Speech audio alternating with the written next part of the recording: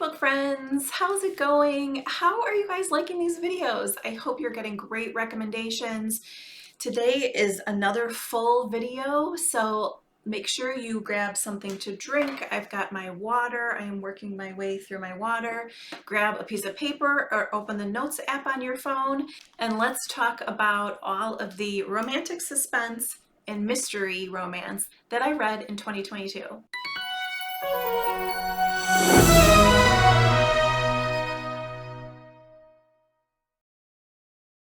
Let's get started with romantic suspense.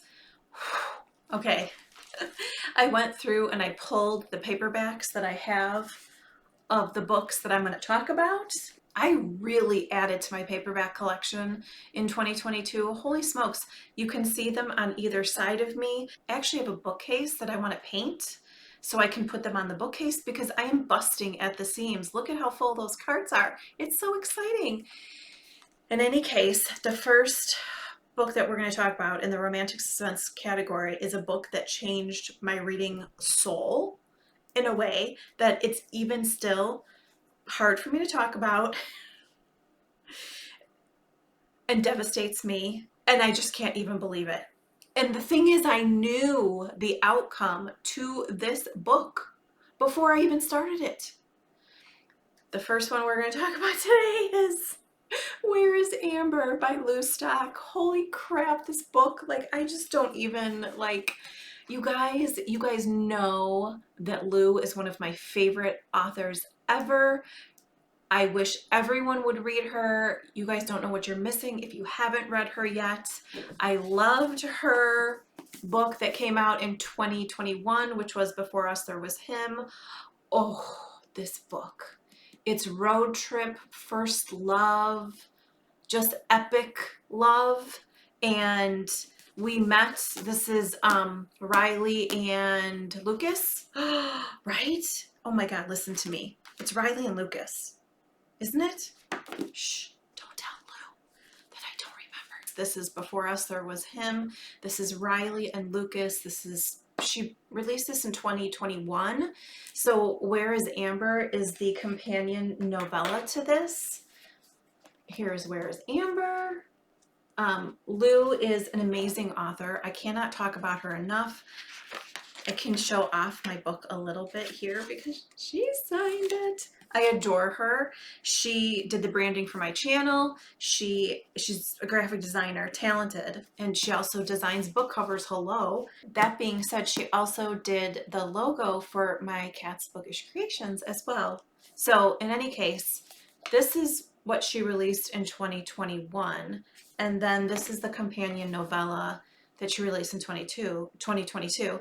We met Amber in this one, in Before Us There Was Him. She's friends with Riley, and she meets he who shall remain nameless.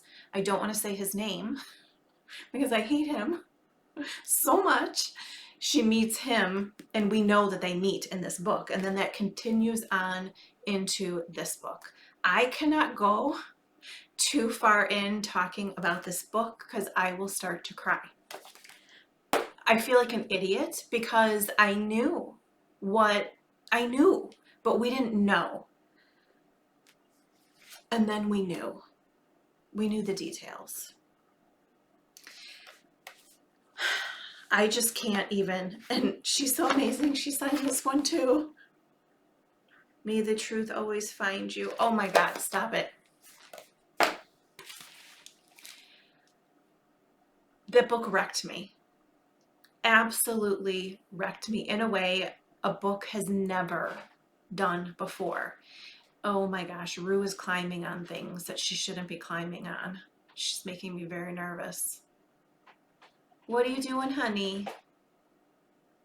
She just looked at me like, nothing. Oh, yeah. Do you hear her? There she goes. Anyway, I cannot highly recommend, like, if you want your heart ripped out, you like ugly cry books. First of all, I mean, this made me ugly cry. Read this. This is epic love.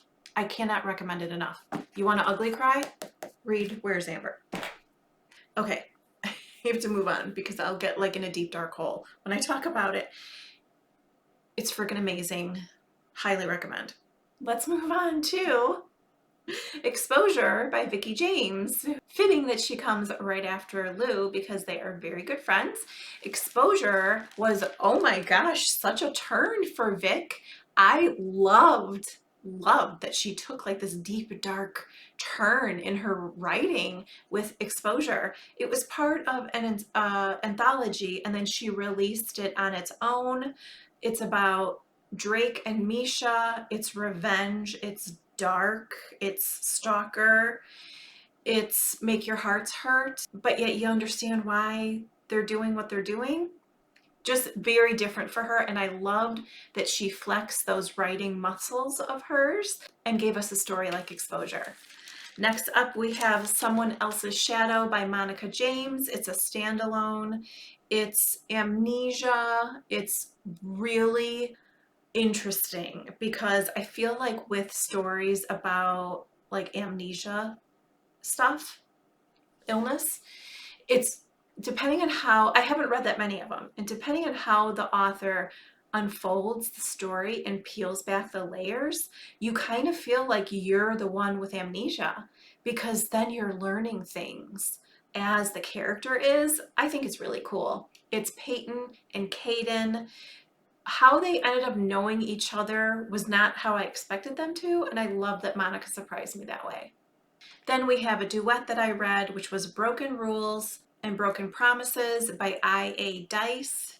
It's mafia, age gap, takes place in Chicago, and you touch her and I kill you, you're gonna die vibes. I had not read her before. She was the new to me author. I really liked this. Definitely edgy. I really liked the main characters, which are Layla and Dante, and kind of interesting how she unfolded their story. Definitely took some turns that I didn't expect, and it all really added to the story, and I really liked it. Next up, we have one of the darkest books I think I've ever read, probably. It's definitely up there. It's Crybaby by Monica James and Michelle Lancaster. I love that they teamed up and wrote a book together. I really enjoy Michelle's photography skills. I like how she captures models and then how those get translated through the editing and such and become and embody the story that the authors pick to put them on. Crybaby's cover was no different, and this story was just a lot. If you know the background to it, you can't help but bear witness to the basis of this story in a way that not only as a woman, but as a society, we need to do better about. You couldn't help but understand why this book went the way it was going to go. But definitely check your trigger warnings with this one because it's a lot. And then last up, we have Savage Duke by Alexandra Silva.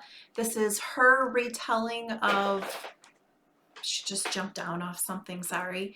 Oh my gosh, you guys know how much I love her writing, and it was really nice to be back in this kind of world that Savage Duke is in. It's about Henry and Eve. It's a bit of an age gap. It's political intrigue. It's aristocracy. It takes place in England. This is high society meets taking care of like the filth in a way that I really liked how she married Jack the Ripper with this story.